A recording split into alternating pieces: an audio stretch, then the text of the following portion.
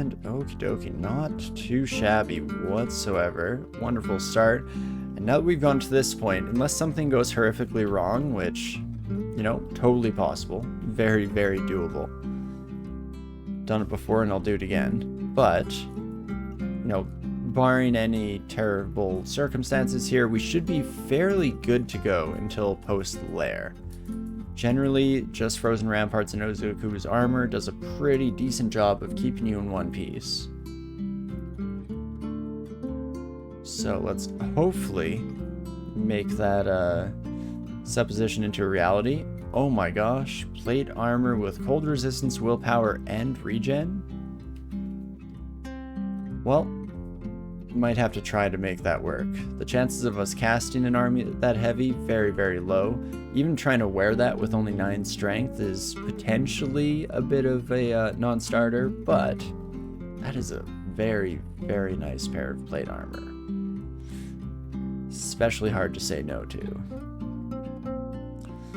Phantom on Cold, be careful. Really, we should have a walking disclaimer going on here, because we're definitely not helping anyone's comfort levels as we make our way through the dungeon. The icy hot of both Qazlal clouds and our own ice magic is an interesting combination, to say the least.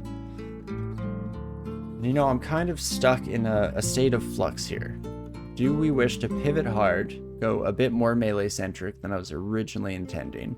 We haven't found any additional spells yet, and that plate armor is wonderful for the moment. Or do we want to hold out for a hero here? And you know, save it if you're up for it. I might make let you, it'll honestly make you have the final say in that, just because we did throw down the original suggestion of Vehement very unceremoniously. Alright, Merman minus 3 armor? Maybe. I mean, you're not wrong. But anything can be done with a bit of elbow grease here. I'm just such a sucker for shiny things. I see artifact armor, I will bend every which direction to try and force it into working, regardless of whether that is the optimal choice by any stretch of the imagination. And yet I'll still ask myself how we managed to just kill character after character in stupid and interesting fun ways. See what it looks like by D10? Aw, see, you're so reasonable. Here I'm just flying by the seat of our pants and making decisions regardless of whether or not it makes any sense at the moment. But I do love finding a shield here. That will work very nicely, and we do finally get our first spell book, so that's not too bad. Not great options in it, of course, but maybe just an omen of things to come, a premonition of what we will come across over the course of the next few moments here. We did immediately find another spell book. This one was fire magic though, which we don't mess around with firebending here. So we will leave that by the wayside for now. Hello, my white friends. Going to be a bit of a pain in the butt, but we're at the very least better equipped to deal with undead sons of guns than even in our previous run. Gree just constantly struggling and running from, you know, albeit skeletal warriors, which are a cut above complete promotion to the otherwise relatively straightforward whites, but still interesting in their own right. Let's put down ice clouds and step up to Joseph, who's definitely packing a wallop there with the quarterstaff of speed. I mean, no, we'll probably leave it. I think I like the tried and true polar Merfolk here, so we'll stick with the tried and shield combination and see how far that takes us, how it goes. And there you are, my equine friend. Not too shabby. We'll just tab our way through the rest of these sons of guns. We definitely hold our own pretty well in a fight at the moment here. One of the nice hallmarks of a nice elementalist. And well, let's get those icy walls just in case we get more confusion coming our way, since that very quickly has become the theme of the run here, the be-all end-all. Ooh. You know what? Komodo Dragon I was actually much more afraid of here. I think we got pretty lucky in the dice rolls. But I will definitely take that more than happy to just roll with the punches here, if at all possible. And beautiful. Ooh, I definitely would like to pick up the cloak here as well. Every little bit helps us out a great deal, so we'll put on that bad boy. Nice neutral gray to match anything else that we find as we continue making our way through the dungeon here. You, my friend, might be a little bit of a pain in the rear, or not at all, never mind. And you know, I hate to repeat myself, but you, my friend, are not going to be a pain in the rear, of course, was what I was going to say the whole time, and definitely did not change my mind mid-sentence, as I was proven completely incorrect by the circumstances that ensued. Perfect. Love to see it. Do we have ID? Probably, but who knows? No, we do have a 5-stack, so it definitely is past the point of when we probably should have figured out the definitive answer to that question, but you know what, we're looking pretty good for D9 so far, so I think we're just going to finish this floor, and maybe we'll try to remember to introduce ourselves to D10 with some light reading, if at all possible. Beautiful. There we go, and as promised, we can immediately find our ID scrolls. Beautiful. And Kieran in the 6-stack, love to see it. We have 2 more 3s, actually 3 more 3s. Well, let's hope that we find ourselves with heal wounds. Lig isn't too bad either, actually. Some nice defensive capabilities baked into that son of a gun. Third is a charm. No, unfortunately not. Doesn't look like we will have early access to heal wounds here, but that's not the end of the world. We will just continue to fight these sons of guns as they come traipsing in a few at a time. Holy moly. Quite the introduction to the floor here. Again, I guess I should have known Qazlal and all of that, but still always plays out a little bit different in practice. And you know what? Early poison scroll? Sure. Why the heck not? We'll use that in this very, very rare circumstance here. And oh gosh, there's a Hydra coming along for the ride too. Jeez Louise. Let's kill our one null friend. Do I really want to deal with a 4-headed Hydra? Guess if we fully shield up here, we'll go up to, what was it, like 25, maybe 26? I don't know if that was with the leather armor. I mean, it's not horrible, especially if the Hydra decides to hang out in the ice. Come from the land of ice and snow and all of that good stuff. 20 AC is not the end of the world, and that is beautiful. Whether or not that was actually the right move, I will leave to the academics, and instead we will just enjoy the survivorship bias here and pretend that we are an absolute genius. So that is fantastic. The Scroll of Fog could definitely come in handy early on here, so we do like to see that. Ooh, would I swap into troll leather armor for the regen here? I like having the poison resistance, but it is awfully tempting. Our sustainability over the course of an encounter is leaving something to be desired, I think would be fair to say. On the other hand, this scroll shop is pretty fantastic. We can buy a bunch of these unknown scrolls to get free IDs out of it as well, so always love to see that. Tempted to buy the enchant weapon, and should definitely buy the noise for similar reasons to what we just mentioned there. Free ID never hurt nobody. And we do get enchant weapon as our next scroll that we uncover, so you know what? Maybe we are looking pretty good. You, on the other hand, my 2-headed friend, are definitely a potential problem. 30% chance to paralyze you. I think I will give it a couple of shots there. Does go through, so fantastic. Otherwise, very likely to just retreat out of that fight, come back at a later date when we're feeling a little more powerful and a little bit safer. But hey, it all works out, so I can't complain too much. Ooh, and even more scrolls here. Some brand weapon will definitely come in handy at some point down the road. What?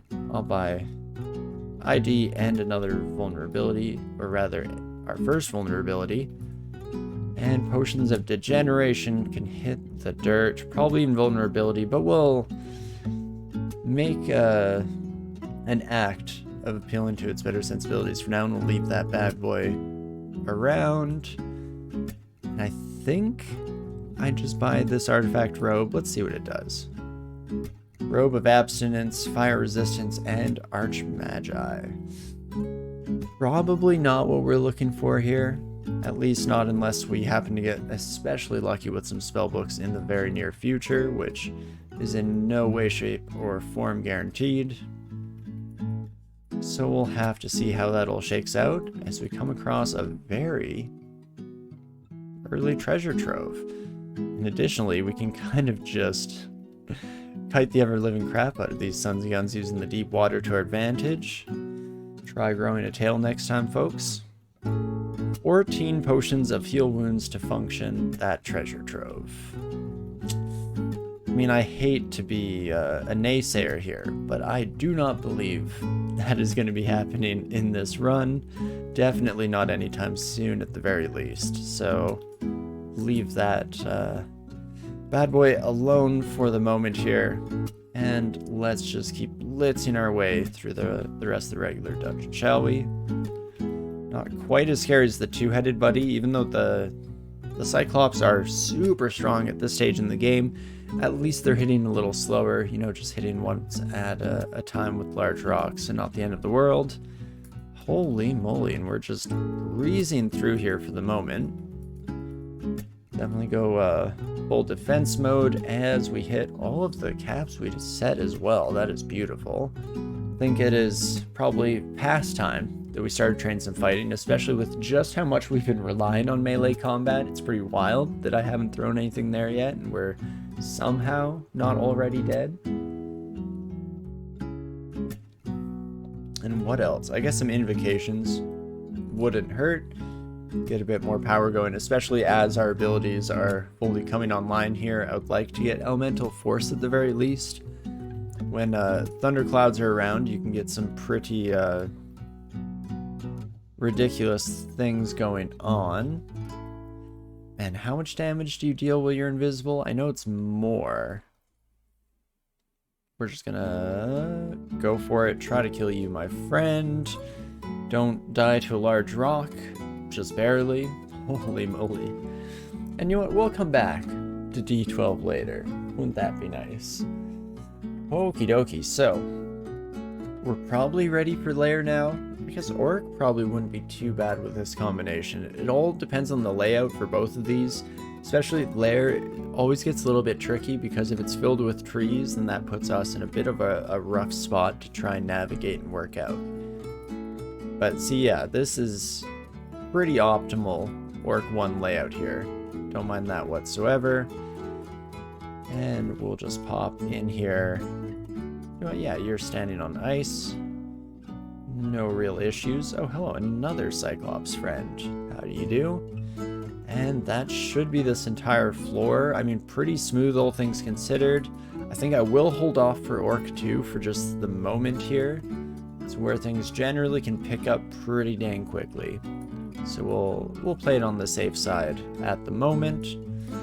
And otherwise, let's just slowly but surely make our way through these sons of guns. Why, hello there. Again, Komodo fights going surprisingly smoothly. I'm expecting to run into resistance at each and every opportunity, but so far, doesn't really seem to be the case. I mean, I really am still hoping that we find ourselves getting our hands on some slightly better magic sooner rather than later. Unfortunately, It's not looking like it at this very moment in time, but still have a wee bit to get that sorted out. So, you know, fingers crossed and all that good stuff.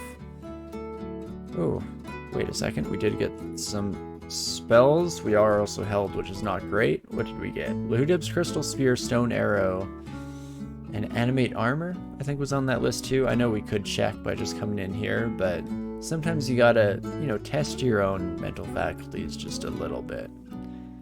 Cannot attack while held in a net. Oof. Guess I can cast some spells, so maybe should do so while we're sitting here. Even Herald, not gonna be too much of a problem when they lose the majority of their health in the back row. Love to see it. And again, this is going smoothly, and I would hope so, because this is generally the smoothest part of the Ice Elementalist game. You know, we're in a pretty decent spot. Everything is looking and working just as intended, and you do just love to see it. Qazlal definitely, again, obviously calling a lot of attention to us, as they're wont to do, but definitely laying down the hurt, something fierce on all these Sons of Guns as they come at us here. Nurgle, I'm not feeling especially confident in my ability to deal with, which, you know, is at odds with how we just kept fighting there, and I guess it all worked out, so maybe never trust myself? Is that what I'm supposed to learn from this? Dive headfirst into every dangerous encounter without a care in the world? Is that the secret life lesson? Couldn't possibly be, but I'm still going to take it into consideration. I do love to play that way, so it's not going to take too much to convince me to just do the most inane, unintelligible things one can possibly imagine. That sounds like a lot of fun, really. Let's finish off layer 1 here without too much trouble. Again, we didn't run into any like hydras, so wouldn't have expected too much to come at odds with us here. We'll have to see how the next few floors go, whether things have fully settled into this kind of steady state, or if we're just getting started into the realms of chaos and uncertainty. Who can ever know such things? Ooh. Scroll of ID, thank you. And not too shabby, my basilisk friend. Again, because of just how many of these Sons of Guns we attract over to us with the power of the storm here, does mean that the majority of this floor is probably already finished off, even though we still have just under half of it to go. Should also pick up these boots here, which, I guess a Ring of Ice, well being on brand, on theme, probably not going to see any use in the near future here. So we'll definitely just leave that bad boy by the wayside for the moment. Here we go. It was, I think, 5 heads on that buddy. So not as worse as it will get, or not the worst it will get, I should say, but still a nice incremental testing of our metal here. Ooh. I would definitely like a Ring of Willpower. Let's immediately throw that bad boy on, not even realizing that I was only wearing 1 ring, but that's fine. We'll just breeze right past that, like we do with any mistakes that I've definitely never made over the course of streaming the lovely game here. Ooh, a distant snort. Not that distant, if you ask me, but, you know, I guess it's all relative. Short to some, not so much to others. Completely fair enough. As we hit all of our skill caps already, holy moly. Again, just breezing through here. So what do we wish to do? Could start training some Evo here. We have invisibility potions, not that we've ID'd. Still have quite a few un-ID'd potions that very likely contains invisible, but unfortunately not at our disposal at the moment here. But I think I will train some dodging. In fact, 5 seems a little low with a +3 aptitude. I think we will skyrocket through the ranks of that son of a gun. Evo, just a bit of training, bring it up to 8 as well. See where that leaves us. And then I wanted to check. Yeah, everything is looking pretty usable from the ability standpoint, so I think I'm happy to leave those for now. Holy moly. Making a lot of new friends, but nothing we can't handle as we just take them all down a few at a time. Lovely. And you know what? Before we pop in here, let's perform just a wee bit of due diligence, shall we? So we can start dropping some stuff. I could take the polymorph wand, I guess, if there are shapeshifters in there. It could come in handy, but not going to be too concerned about that for the moment here. Vulnerability scroll can go. Javelins I'm not that good at anyway. Is 4 slots enough? I don't really have that much trash that we could leave behind there at the moment. Might regret not bringing in Brilliance, but I think that's where we're going for now. You want Flight as well? Sure. Why the heck